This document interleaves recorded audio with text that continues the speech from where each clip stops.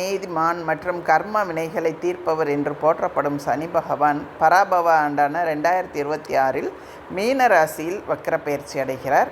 இந்த பயணம் 2026 ஜூலை 27 முதல் 2026 டிசம்பர் 11 வரை சுமார் 138 நாட்கள் நிகழ உள்ளது.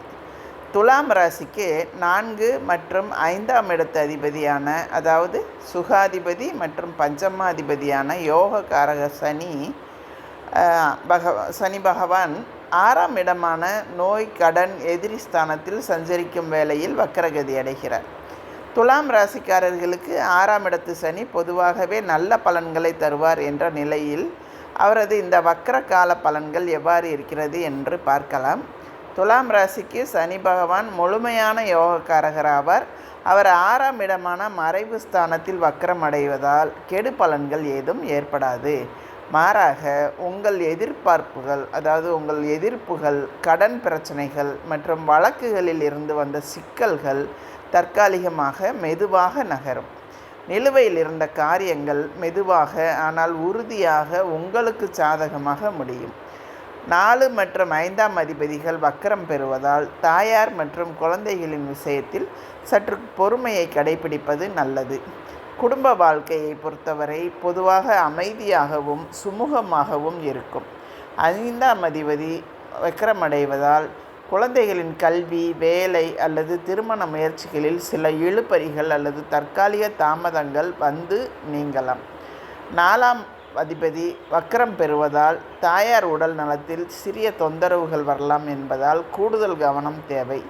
கணவன் மனைவி இடையே புரிதல் மேம்படும்.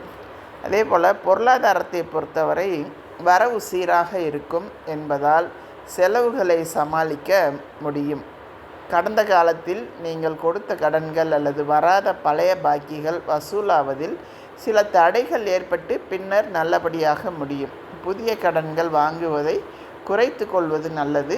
சொத்துக்கள் அல்லது வாகனங்கள் வாங்கும் முயற்சிகளை அது தற்காலிகமாக தள்ளி போகலாம். அதே போல் தொழில் வியாபாரத்தை பொறுத்தவரை தொழில் செய்பவர்களுக்கு போட்டிகள் குறையும். எதிரிகளால் ஏற்பட்ட மறைமுக முட்டுக்கட்டைகள் தற்காலிகமாக விலகும். புதிய தொழில் முதலீடுகளை சற்று தள்ளி போட்டு தற்போது இருக்கும் தொழிலை மேம்படுத்துவதில் கவனம் செலுத்துங்கள். பழைய வாடிக்கையாளர்களின் ஆதரவு உங்களுக்கு தொடரும்.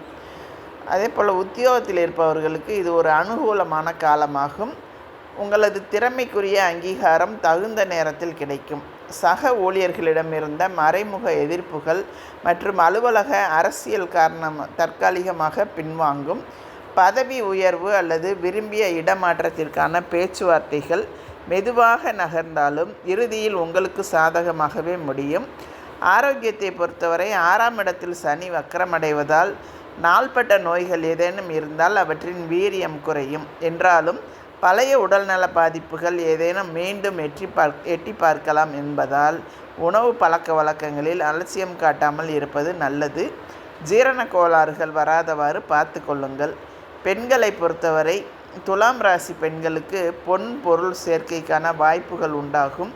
வீட்டில் சுப காரியங்கள் நடத்துவதற்கான முயற்சிகளில் சில தாமதங்கள் ஏற்பட்டாலும் இறுதியில் அவை சுமூகமாக முடியும்.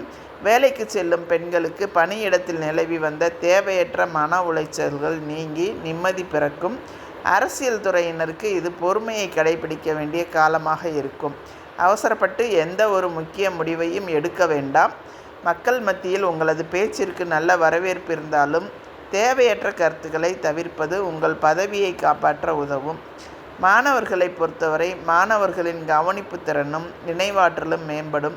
குறிப்பாக போட்டித் தேர்வுகளுக்கு அல்லது அரசு பணிக்காக படிக்கும் மாணவர்களுக்கு சிறந்த முன்னேற்றங்கள் உண்டாகும். இருந்தாலும் விளையாட்டுகளில் கவனத்தை சிதறவிடாமல் படிப்பில் முழு கவனம் செலுத்த வேண்டியது அவசியமாகும். உங்களுக்கான பரிகாரம் என்னவென்றால், சனிக்கிழமைகளில் துர்க்கை அம்மனுக்கோ அல்லது சனீஸ்வர பகவானுக்கோ நல்ல எண்ணெய் தீபம் ஏற்றி வழிபடுதல் வேண்டும். சனிக்கிழமை தோறும் காகத்திற்கு எள் கலந்த சாதம் வைப்பது மற்றும் ஆஞ்சநேயர் வழிபாடு செய்வது சனியின் அருளை பெற்றுத்தரும்.